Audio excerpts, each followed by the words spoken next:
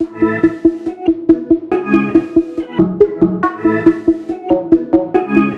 think one thing when it comes to parenting tips is make sure you're reading good parenting resources. Mind-blowing how many people are trying to raise kids on their own. Just like people that are like married, trying to like have a great marriage without having great people in their life and having great resources. I think surrounding yourself with people that have the fruit on the tree and the results that you're after, and looking to, you know, gain their wisdom and their knowledge, so that you don't have to have all those scars. Patience, I think, is something that is huge in parenting. Yeah.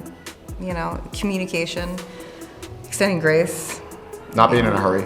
I don't think that our children needed all of our time. I do think they needed some focused time, that they knew that when I was physically there, I was also mentally there. Yeah. Okay. And that it was focused time. And I see so many times people are like, they try to have all this time near or with children, but it's like side by side watching TV, as opposed to eye to eye. And there's nothing else on your mind that you're doing. You're not thinking about answering an email, responding to this, or doing some other thing, but you're physically and mentally there.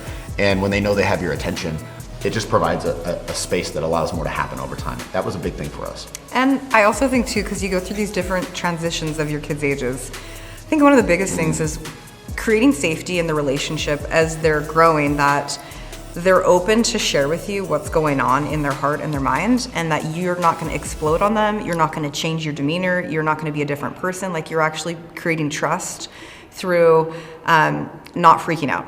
Yeah. And being that safe place for them. I think those stages are they're very different, and sometimes we forget the transition. You go from 24/7 caregiver to cop yes. to hopefully friend. Yes. And I think that there was times where my kids had matured beyond a stage that I, as the parent, was still in. I was still on the cop stage when I really needed to be in the coach stage. I needed a transition because they had matured to that point. And that can hold it back. So. And I have one more, actually, in thinking about this, and this is probably relevant for all relationships, but recognizing your expectations.